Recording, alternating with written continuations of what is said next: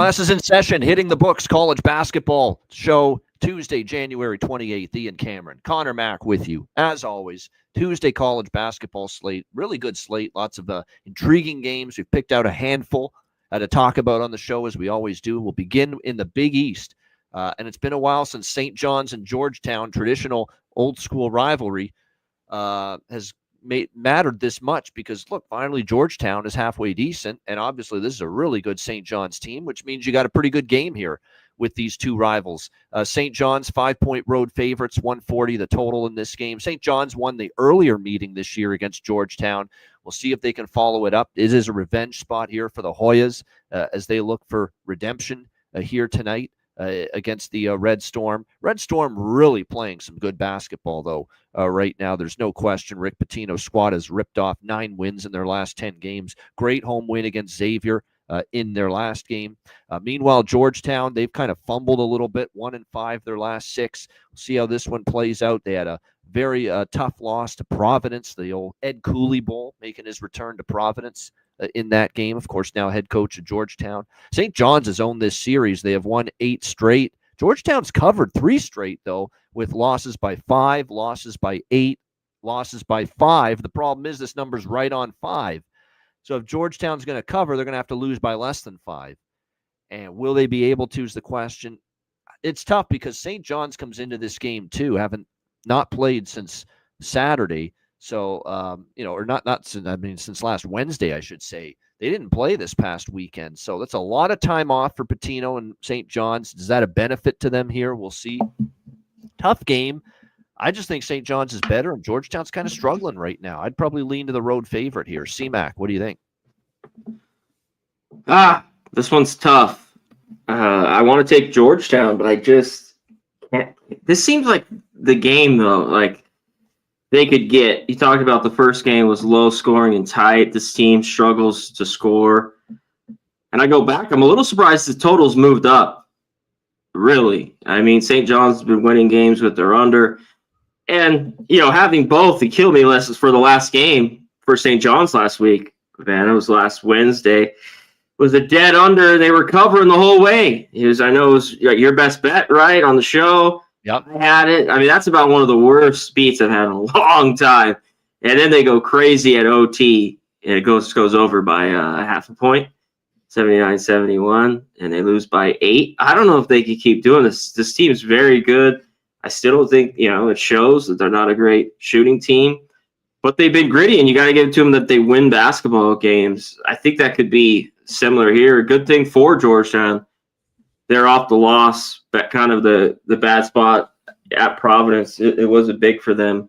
So I think it's take the 5 or nothing. I'd be on the dog here in this game. Must win. For Georgetown, maybe we were a little too high on them. I was. They were on this run, and now we've seen them kind of lull. And you kind of hit it. St. John's has really kind of owned them the last 4 or 5 years. This series, even on the road. And what have they lost 4 or 5 or 5 of 6? Yes. Really? Yeah. 5 of 6. Okay. Yeah. Under Georgia. 2 games out of 8 have stayed below 140 for total points. So I kind of like the over here too. Only 2 out of the last 10 meetings has stayed under 140 points between these two teams. It does feel the totals are just a little bit low here. So the over maybe interesting. Different teams though. Both these teams just have been totally different from years past. More defense for them and struggling from the floor. Both of them. Right. All right, good stuff. Kentucky and Tennessee, always a good rivalry here. Tennessee, 11-point home favorites, 146 the total. Both teams are off losses. Kentucky lost at Vanderbilt, and Tennessee lost to Auburn. I did take both Auburn and Vandy. I only cashed with Vandy, though. Auburn was laying 5. They only won by 2 in overtime. What a rock fight that was with Tennessee and Auburn Saturday night. It was a great game. I mean, I know there was not many points. It was ugly at times, but intensity-wise, you can't ask for better than that from Tennessee and Auburn. That was an intense game. Ended up being an Auburn win in overtime. Now both teams off losses. One thing we saw, now this is Mark Pope's Kentucky Wildcats. Now this isn't Coach Cal. But the one thing I can say about Calipari when he coached Kentucky, when he played Tennessee, he gave them a tough game, especially in Tennessee. Kentucky's won the last 2 meetings here in Tennessee outright as underdogs. The question is, can Mark Pope continue that success? I am tempted to take the points with Kentucky. The concern here is the injury situation for them. Kirk Risa is out. Lamont Butler is out. Andrew Carr was supposed to be out. The good news is he has been upgraded to in. He will play for the Kentucky Wildcats. But at one point in time, did you just get that news? I did. I just back? saw it on Okay. RotoWire just moments ago. Reported it. Kreese is still out. Butler's still out. And that's 2 double-digit scores, right? Well, Kreese is not, but Butler is.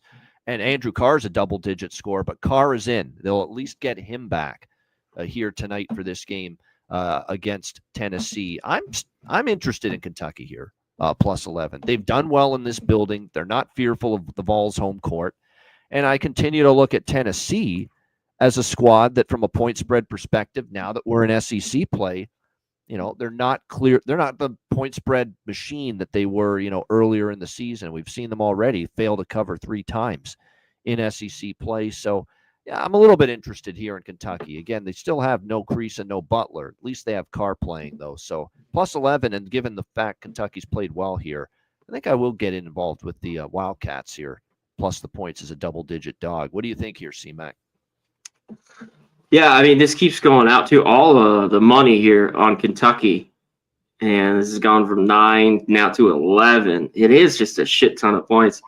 This is the one spot for Tennessee has been great at home, and maybe they're due not to cover, and Kentucky has had success, and I think they have the players to do it. It does hurt with Butler out, but that was big, at least for Carr to play. We'll see how he is. He's been dealing with a back lately. And Tennessee has that great defense. Are we going to get up and down and this game goes over? I kind of think so. The defense has just been the one thing that's been consistent for Tennessee at home, and that's why they've beat teams and covered at all. But 11, this is wow, a lot of points. I think it's take the points too. With just a team that can create and has too many scores, unless they maybe get down way bad early in the first half. I think Kentucky as well. The spot's good for Tennessee, but I think Kentucky can hang around. They've had that success there is pretty eye-popping too. I didn't think it was that big lately. Yeah, going through it of late. Wake Forest and Louisville. We've got Louisville. Looks like 10.5-point home favorites, 145. I'm done stepping in front of Louisville. Not a chance. I'm not doing it anymore. This team is playing great basketball. They're rolling along nicely. Who knows what Wake's going to bring tonight? Because you could say, well, they're turning a corner. They gave Duke a tough game on Saturday at home. They lost, but they did cover. And I liked Wake Forest getting the points there against Duke. It's just Louisville's playing so well, and they're not just winning. They're just destroying teams. Look what they did to SMU last week. Couldn't believe it. What a job by Pat Kelsey. He's been one of the best coaches, in my opinion, this season in college basketball. What I do like in this game is the over. I think this total is just a little bit too low. Louisville continues to score at will. I don't know if Wake's got the defense to stop them. Wake, I think, is starting to shoot the ball a little bit better at least, and that's what I'm hoping for. Louisville's going to score. Can we get enough from Wake to push this over? I think so. I like over 144 here. C-Mac, what do you think? Maybe. If Wake's got to score, though, this team is rough. If they hit some shots, Duke's great and defensively. That's why they toughed out that game. Yeah, I Wake as well in the under. But, man, to watch them kind of make a little run and then just go on a lull again where they couldn't score, it seemed like the last 5 minutes of the game, and they lose by, in the end, whatever it was, 7, I think? Yep. 63-56. More and more unders can Wake have a little bit. I mean, they shoot 27.7% from 3. 357 in the country. Oof. Yikes. That is not good. Louisville is just on this unreal run. They're rested. They haven't played in a week after that. Talked about that beat down at SMU. I don't really want to get in front of them either at all. So I'm off here. I hope you cash the over.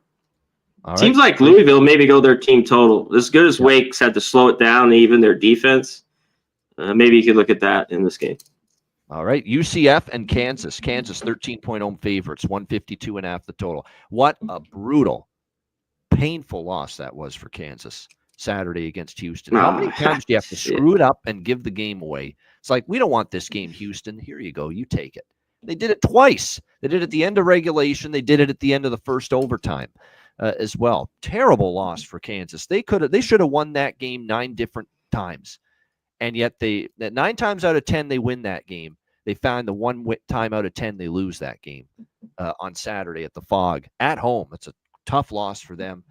They have started to show some real problems. Sometimes the shots aren't falling. Sometimes Hunter Dickinson, you forget he's on this team with what they're doing on offense. There's just all kinds of issues. And then defense, of course, comes and goes. Now, the last time these two Big 12 foes have played, was at UCF, and Johnny Dawkins' team just got destroyed. Kansas went there and just absolutely annihilated them. I know if I'm a UCF player going to the Fog tonight, I remember that, and I say, we're bringing it here tonight. They embarrassed us like you wouldn't believe on our home court.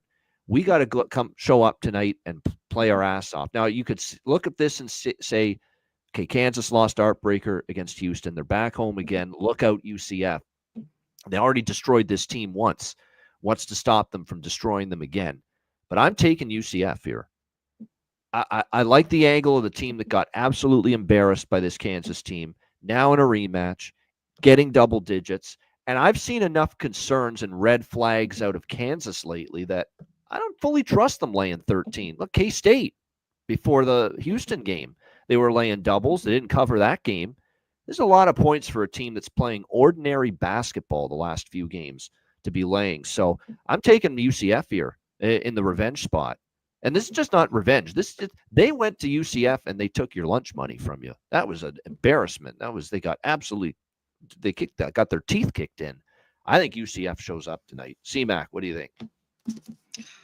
Yeah, it'd be a lot better if the debacle with Kansas and they're off that loss, because I think they could come out and play big here.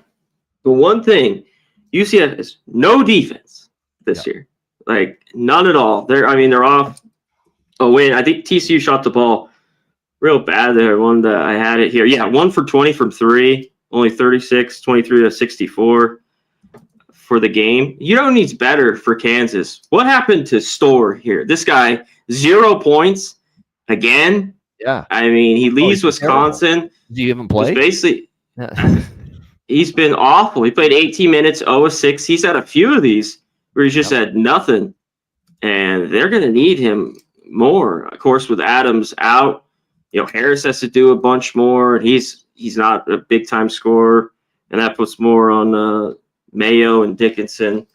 So the spot's just tough. It is a ton of points, and they did get drilled. So I could see both sides, but I can't be involved in this game. Kansas great to the under. Of course, it goes over.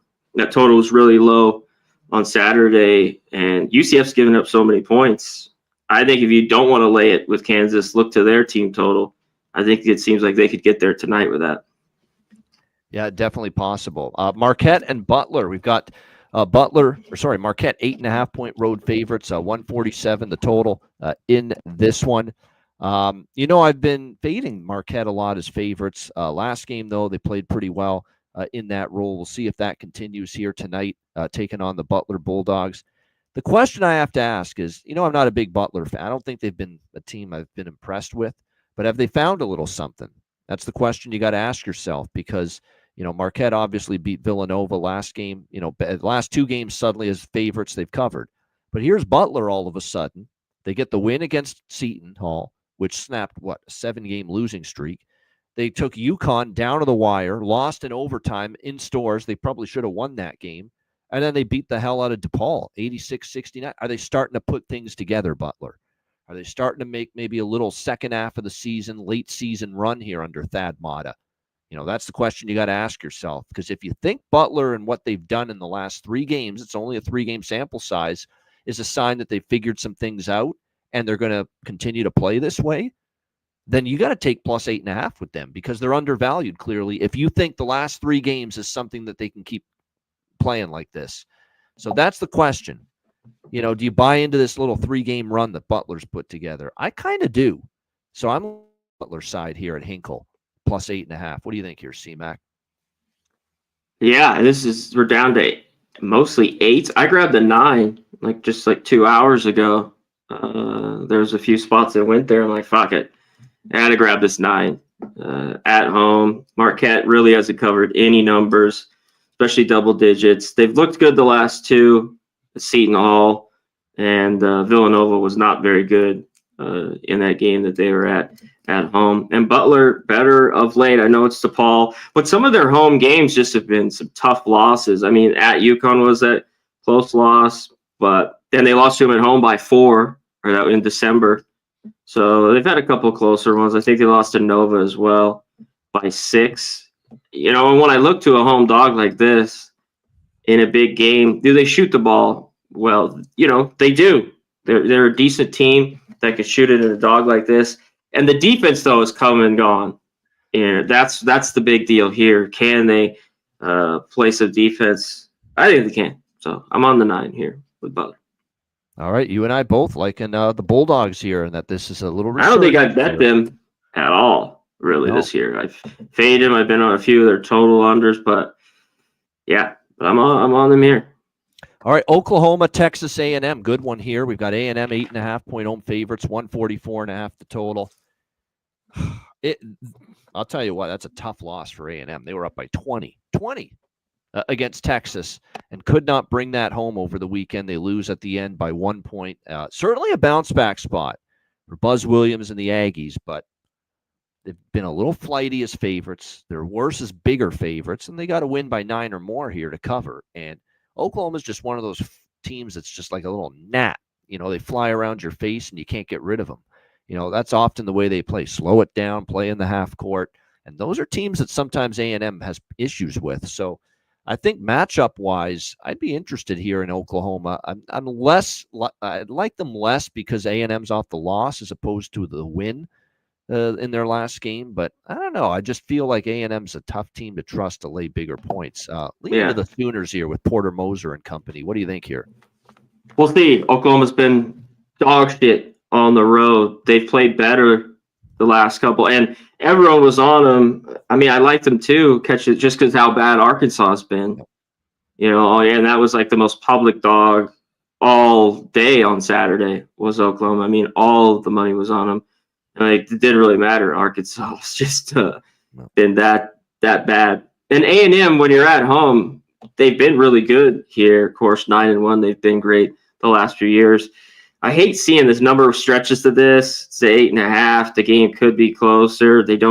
Not good from the free throw line, this team. They haven't been for some time. I thought this total was too high. Oklahoma's had gone over a lot kind of in the middle of the year here. They are back to a few unders. And for A&M, unless shooting's really good here, this is going under here, 145. The total to me was just too high. I was going to put this out as well. So under. Yeah, I would agree with that. I think it feels like a lower scoring game indeed. All right, North Carolina and Pitt. We've got Pitt 2.5-point home favorites, 152 the total here in this game. Obviously, I don't know what kind of sleepwalk that was for North Carolina against Boston College, but that's what it was. It was a sleepwalk. You could tell they were not focused. But because Boston College is pretty bad, they escaped, but they were lucky to escape. 102-96 was not a game where the defense showed up. Thankfully, they got bailed out by R.J. Davis and Cadeau and Ian Jackson. Seth Trimble all stepped up with double-digit scoring, and the offense bailed out a defense that was non-existent against Boston College. So you got to think Hubert Davis is going to want better because his team had lost 2 in a row, and then their life and death to beat Boston College as a 19-point favorite at home. I don't know if I trust North Carolina here. The problem is Pitt's in a bit of a free fall, 1-4 straight up, 5 straight non-covers, 0-5 ATS. Their defense has struggled. Could this be an over? Maybe. That's a really tough side. I'm telling you that right now. I feel North Carolina is probably still the better team. They're getting points. You look at head-to-head, they won both meetings last year between these two teams, including a double-digit win here at Pitt. You got to think Hubert Davis cracks the whip. Can't be happy that you gave up 96 points and you barely escaped with a win at home against Boston College. So I'd probably lean to North Carolina here, but it's a tough side for me. We'll wait for CMAC to come back, get his thoughts on this in just a moment. We'll continue on in the meantime. Next game, it is Baylor and BYU here in a Big 12 matchup. BYU, 3.5-point home favorites, a 143 the total. I think this one goes over the total. I think if you look at this matchup, we could see some points. I trust Baylor a little bit more offensively. Defensively for Baylor, they're a tough team to fully trust game in and game out. So I think this game can go over the number. Tough game, too, as well from a side perspective. BYU's not that automatic at the Marriott Center at home as they've been, at times in the past. But Baylor's kind of something's not right at the moment with this Baylor Bears team. And I don't know if I'm fully trusting them, even getting points on the road. So I'm sticking to the over here in this game. CMAC back with us. CMAC, first, your thoughts on North Carolina Pitt. I didn't have a lot. I think there was some value. This was 4.5. It's down to 2.5 with North Carolina. But I didn't have much. In the end, it was a pass. And here's another thing about North Carolina. I mentioned, with Hubert Davis is going to want them to shape up here tonight and can't be happy, even though they barely survived Boston College over the weekend. Maybe they do play better, but here's another thing to factor in and consider. Guess who North Carolina plays after this Saturday? Duke. Rivalry game, ESPN. And look at Duke last night. They barely escaped NC State. So look ahead. Glad I had NC State. Yeah, so did I. Too many points. Duke wins by 30. And whatever, 25. You're going to make money. The rest of the season, you will be profitable game in and game out betting against Duke because they're overvalued now. I think so, too. And they've been great, but the lines are starting. We saw it on the road at Wake. You're starting at 12, 13. And maybe at Boston College and some of these other schools, you can get away with it and they go and win by 20, which we've seen. But especially in these rivalries like Wake, NC State, these aren't just, some bullshit games. These teams play each other so well, and they're close rivalries. In this game, it looks like I don't know if we have Roach or Love. These guys are questionable. I guess Roach has a concussion. Yeah. So I guess wait on that. I don't know what to make of Baylor. They have the talent. It'd be good for those guys to play here. At BYU, it hasn't been. There you go. They're still 10-1 at home. It's crept out here to 4. But I think it's BYU or nothing. They're not gritty enough for me. You know what I mean? Down the line. Jeremy Roach and Langston Love are both game time decisions. Yeah, both game time. So that's what's tough. And of course, this line's, moved a little bit. Not much, but there's 4s a lot of places. And I don't know if one or either of them go, but lean BYU at home. All right, the last game of our game-by-game previews for this Tuesday slate. It's Oregon State and Gonzaga. Got Gonzaga 15-point home favorites, 151.5 the total. Look, there's some issues right now with Gonzaga, but Gonzaga finally beat the hell out of somebody on Saturday after the losses to Santa Clara. And then before that, they lost to this Oregon State team as well, and they beat Portland, and they just ripped Portland in their last game over the weekend. Now they've got Oregon State revenge spot. The Beavers beat them just a couple of weeks ago. The only hang-up I have, I did lay the points here with Gonzaga. The only concern I have in the back of my mind is potential, just what we talked about with North Carolina. Gonzaga's got the St. Mary's showdown for first place, coming up on the weekend with the Gales. So, but yes, that's a huge game coming up with St. Mary's on Saturday. It'll be a great game, I'm sure, again. But Gonzaga knows they lost to this team just a couple weeks ago. I don't think they're looking past Oregon State. They're going to look for serve up some payback. It feels like a game where Gonzaga, I think they're focused here. And if they're focused, I think they can win by 20. So I laid it with Gonzaga. CMAC, what do you think? Yeah, I don't know if we get that, though. It does seem like the spot because they've already lost to them. But they have the big game on deck at St. Mary's. Why Oregon State and why Gonzaga can't cover games? Numbers are huge. Don't have great defense. They don't do it. Oregon State's been one of the better ATS teams all year. And I love to see it. As good as Gonzaga is offensively, Oregon State's been pretty good. That keeps the team maybe lingering around as long as they don't get drilled. 38% from three as a dog and almost 80% from the line is a good sign for Oregon State, especially if they can get to the line. But man, that should help them out in this game. Maybe linger around as they've been so good. ATS. We'll see. It's definitely payback here. Can Gonzaga do it? They just haven't been able. They haven't really covered these games. Beating Portland by 40. I don't know if it's huge, but consistently, like Santa Clara, some of these teams that could score, it's giving them trouble. Yep. And they've even lost outright. No doubt about that. It's an excellent point, and we'll see.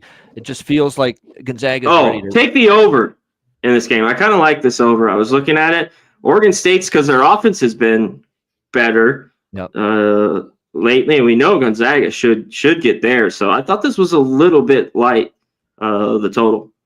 3 or 4 points. The betting markets have taken it the other way because it opened 155 down to 151.5 now. Yep. Can this be lower? Or they're gonna? I don't know. And I don't like unders with Gonzaga. Around 150 for them. You're playing with fire. And that game didn't go to. Did it go to OT? It did, but it's still they were way over this number. The OT, they were 83, I believe. Yeah, I believe before they went to OT. I think. Yep. So there was still plenty of offense, plenty of points. So I don't agree with it either. So all of a sudden these teams are going to nut up and play defense, maybe. Yeah. Right. So. Graham Ike had 26 against Oregon State in the last meeting. We'll see if he has a good game. Nemhard, Khalif Battle, all had good games. Hickman, Ben Gregg. They had 5 double-digit scores against Oregon State a couple weeks ago. Even though they lost that game, it was their defense really that did in Gonzaga more. And what did Oregon State real quick shoot that game? Pretty well. Oregon State decent. They shoot a ton of threes, but 50, 80 from the line. Yeah, they got to the line. That was big. Yeah, that's the difference. 25 free throw attempts for Gonzaga, but 37 for Oregon State. There you go. They were more aggressive. More aggressive team. That looks like to me. No doubt. All right, so that's the game-by-game previews. Let's throw it to CMAC. Games that we haven't talked about yet, CMAC, on this Tuesday slate that you like, that you place some bets on. What do you got? Let me look here. This team's just covered enough. One thing, San Diego State can lock it down defensively, but this team struggled to score. San Jose State's nothing but cover, and they're 1-5 on the road. And they lost their first game to Hawaii, like the first game of the year. But I think they're going 4-1 ATS the last, even with those losses. They have 1 win at Air Force. But they consistently kept the game kind of 10 or less with New Mexico, UNLV, all these teams. So the 14.5, I think they can hang around. Their offense has been good enough as long as they're not dreadful. I agree. 6 straight covers for Tim Miles' team, their San Jose State. 6-0 ATS run for them. It's a ton of points. And San Diego State's had a few of these games where teams have not shown up, and that defense still is very good, but it's a ton. So I grabbed those points. They survived Air Force on the road in overtime, and then they played Nevada, and they beat the hell out of them. Now they're back home. It also feels like kind of a flat spot. I agree. I think that's on my chart, San Jose State. I like it. Yeah, I think it's just a little bit of a flat spot as well. I was looking. I think that's really about it. We talked about all the other games, all the big games. I'll just rip through mine. I'm taking an ugly dog with Northern Illinois here, and the reason I'm taking them, I don't blame you. I looked at them a ton. Akron's got a huge game coming up this weekend, and I worry about that a little bit. Northern Illinois is not good, but I think this is just definitely look. I need Akron to sleepwalk if they're gonna if Northern Illinois is gonna cover in that game. So we'll see how that plays out. Rice, South Florida over. I think that total looked a little low to me. I leaned Toledo as well. It's not a big bet for me, but I had 3.5 with Toledo. I thought was worth a look here, and I like Ohio. I took Ohio on Friday against Kent State, and it was a close game, but they got it done for me. But Toledo, I think I'm always interested Toledo when they're getting points on the road as a dog. And Ohio, to me, look, there's still some issues there. Like I know they beat Kent State on the Friday, but still, I think there's some issues there with Ohio, especially an injury standpoint. So I don't mind the look at Toledo. We mentioned Kentucky, Tennessee, South Carolina, Georgia's a pass. I wanted to take Georgia, but and I don't know if I'm trustworthy of them laying 7.5 there. Southern Indiana. I think that game could be close. Yes. Southern Indiana, I took them plus 7.5 against Morehead State. They've been a nice dog to me at times, Southern Indiana. So took the points with them. St. Louis, I feel, is due to give VCU a tough game. Okay, and I know they've had their issues with VCU, but I think St. Louis is a good coach they've got. That guy they hired from Indiana State, Josh Schertz. It was a good hire. I think this team is going to get better as we get into February and then into March. You watch, in March, St. Louis is going to be a tough team to deal with. I could see them being one of those teams in the A-10 where they win the conference tournament as like a 5 or a 6 seed. You know, I could see that for St. Louis. I think their best basketball is ahead of them. I took a shot with them as a home dog tonight against VCU. I took a shot with Minnesota, believe it or not, because the Golden Gophers are starting to play a little bit better the last few games. And it's a lot of points. Yeah. Michigan State. You know, I don't know if they'll be fully focused. They've got bigger games on tap. So I took a little Gophers there, 14.5. Over in Southern Illinois, Valpo. Dayton, St. Bonaventure. I was so tempted by St. Bonnie, but it's difficult because they're struggling. Yeah. The point spread covers are starting to fall short. Dayton's starting to heat up. Dayton's own St. Bonaventure as well. I lean St. Bonaventure. I just don't know if I trust them enough there. Do we take Air Force as a big dog? Remember, Air Force took San Diego State right down to the wire, and it's not a good Colorado State spot. You know, flat spot city, I think, for the Rams. I could see Air Force maybe hanging around that one. And I like Colorado. I think a winless in Big 12 play team. Well, this is their spot. The line just hopefully you got under 3. Yeah, I agree with that. I mean, I agreed. I didn't get it quick enough. Yeah. And this team's done nothing but rip my heart out, lost, stomped all over it. They're dog shit. They're dog shit with turnovers. If they can't fucking win here, look out. But I agree with the move. It's been I missed it, and I have a little bit. I try to cut that out, but with them, you know, at home, it's not even at home. They can't even get it done. I know. Well, I'm trusting them for one night here too against. I like it. They need it. They finally get a win. Yeah, here. I'm there. Yeah, I'm there with that. And then I kind of lean Utah against Cincinnati, but 2 flighty teams. I agree. I'm going to probably stay off that one. Spoons I think bet. It's Utah. We talked Wake. I like the over in that Wake Louisville game. That's what I like. I like over the total. I just can't do it. I can't go against Louisville, but I'm not laying 10.5 either. You know, it's a question of can Wake force turnovers, as you seem to think, and make shots. If they can do that, they can hang in that game. But Louisville's been just so good. I like the over, though, in that game. I think that the over's worth a bet, Wake and Louisville. Shout out to everyone in the chat, Spoons Bets, Justin, the Chillest, Old E, everyone in the chat. Thank you for joining us here on this edition of Shout out to the chat. I got a bet cast to do for the Ice Guys show in an hour, so we're out of here after this. Best bets, time to get out of here. It's best bet time. C-Mac, what do you got here for best bet? Yeah, I'm going to put out that Oklahoma, Texas A&M under. Let's go to a side. Butler. I got +9. Get 8.5. There's still a few 8.5s. Mostly 8s. I think this could drop even 7.5. Butler, Bulldogs at home. Take them. Butler Bulldogs, plus the points for C-Mac with his best bet. I'm going to go to one of the ones you mentioned and one of the ones I agreed with. And the Chillest just mentioned it. I think it's San Jose State's time to stay at least inside a big number like that. They've covered 6 straight. I don't think it's a San Diego State spot coming off back-to-back road wins against Air Force and Nevada.